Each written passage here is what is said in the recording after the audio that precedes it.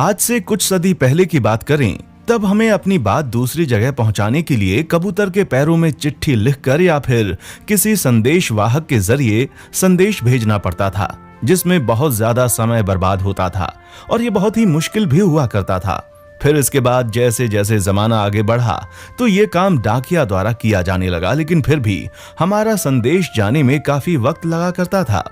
फिर इस मुश्किल को आसान करने के लिए कई वैज्ञानिकों और इंजीनियर्स ने किसी ऐसे यंत्र की खोज करना शुरू कर दी जिससे कि संदेश भेजना आसान हो जाए। और फिर इसी विचार पर काम करते हुए 1876 में अब्राहम अलेक्जेंडर बेल ने टेलीफोन का आविष्कार किया, जिसने संचार की दुनिया में क्रांतिकारी बदलाव किया। टेलीफोन से साउंड सिग्नल को इलेक्ट्रिकल सिग्नल में बदलकर तार के जरिए संदेश भेजा जाता था। फिर गुलेलियो मैक्रोनी द्वारा रेडियो के आविष्कार के बाद पहली बार सन 1901 में बिना तार के अटलांटिक सागर के आर पार संदेश भेजने में सफलता मिली। इसके बाद सन 1906 में कैनेडियाई वैज्ञानिक रेगनाल्ड फेसेंडन ने रेडियो सिग्नल पर काम करके इसे और आधुनिक बनाया, जिसके बाद रेडियो फोन का आविष्कार किया गया, जो सेना द्वारा और समुद्री जहाजों पर प्रयोग किया जाता था। पहला प्रयास। अभी तक आम जनता के संदेश भेजने के लिए केवल टेलीफोन ही एक माध्यम था।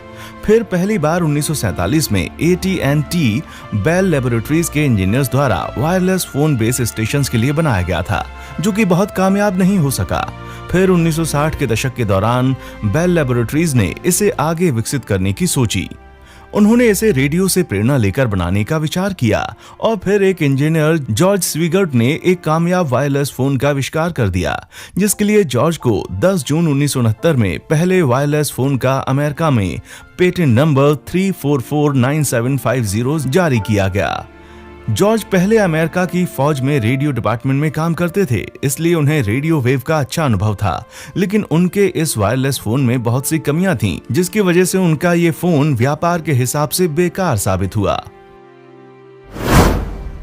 दूसरा प्रयास। अगर बात करें दुनिया के पहले सफल मोबाइल फोन की, तो उसे वर्ष 1973 में मार्टिन कूपर नामक एक इंजीनियर ने बनाया। इस फोन से कूपर ने पहली कॉल न्यूयॉर्क से न्यू जर्सी की थी।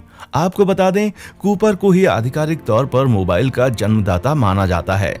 आपको बता दें, मार्टिन कूपर एक अमेरिकन इंजीनियर है, जिन्होंने लगभग 3 अप्रैल 1973 में विश्व को पहला मोबाइल फोन दिया था, जो कि आम लोगों के लिए था, जिसका वजन लगभग 2 किलो था। सुनने में थोड़ा सा अजीब लगेगा, परंतु पहले ऐसा ही होता था। आज के युग के हिसाब से तो बहुत ही भारी था ये, परंतु 80 के दशक की शुरुआत में ऐसा फोन रखना धनवान होने का प्रतीक माना जाता था। मार्टिन कूपर ने आज के समय की मोबाइल कंपनी मोटरोला के साथ मिलकर ये मोबाइल फोन बनाया था और फिर बाद में वे इस कंपनी के CEO भी रहे। इसके लिए उनको मार्कोनी पुरस्कार से सन 2013 में सम्मानित भी किया गया। ये पुरस्कार संचार क्षेत्र में किए गए अद्भुत कार्य के लिए दिया जाता है। टेलीफोन के आविष्कार के बाद ये दूर संचार में क्रांति लाने वाला आविष्कार था, जिसके बाद वर्ष 1979 में जापान में पहला मोबाइल नेटवर्क बिछाया गया था। यह फर्स्ट जनरेशन का नेटवर्क था, जिससे लोग आपस में बात कर सकते थे। फिर सन 1983 में आम लोगों के लिए मोबाइल हैंडसेट बनना शुरू हुए, जिसे भी मोटरोला ने ही लॉन्च किया था।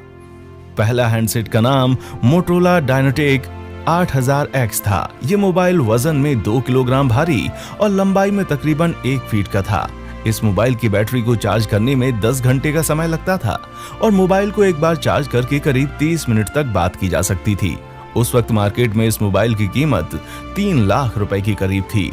अभी तक इस मोबाइल से सिर्फ बातें ही की जा सकती थीं। फिर सेकंड जनरेशन मोबाइल नेटवर्क सेवा फिनलैंड में वर्ष 1991 में रेडियो लिंजा नामक कंपनी ने शुरू की। इस सेवा की शुरुआत से मोबाइल में SMS और इंटरनेट सेवा आ गई। इसके बाद थर्ड जनरेशन सेवा वर्ष 2001 में जापान में शुरू की गई, जो उस समय का सबसे एडवांस मोबाइल नेटवर्क था। इसकी सहायता से डेटा ट्रांसफर करना फास्ट हो गया। वीडियो कॉलिंग फीचर इसी जनरेशन में आया था। और आज के समय में मोबाइल फोन में क्या बदलाव हुआ है, इसके बारे में शायद मुझे आपको बताने की जरूरत नहीं है। मोबाइल काम कैसे करता है? आसान शब्दों में कहें तो मोबाइल फोन एक टू वे रेडियो है जिसमें एक ट्रांसमीटर और दूसरा रिसीवर रेडियो होता है। जब आप अपने दोस्त के साथ बात कर रहे होते हैं तो ये आपकी आवाज को इलेक्ट्रिकल सिग्नल में कन्वर्ट कर देता है, जिसके बाद इसे रेडियो वेव्स के रूप में नजदीकी सेल टावर तक ट्रांसमिट कर दिया जाता है। अब उस सेल टावर का नेटवर्क आपके दोस्त के सेल फोन तक रेडियो वेव को भेज देता है, जिसके बाद आपके दोस्त का मोबाइल उस सिग्नल को कैच करके उस साउंड में कन्वर्ट कर देता है। तो दोस्तों, आज के लिए बस इतना ही। वीडियो पसंद आई है तो चैनल को लाइक, शेयर और सब्सक्राइब जरूर करें। दीजिए इजाजत। हम हैं राही सोशल मीडिया के, फिर मिलेंगे चलते चलते। देखने के लिए शुक्रिया।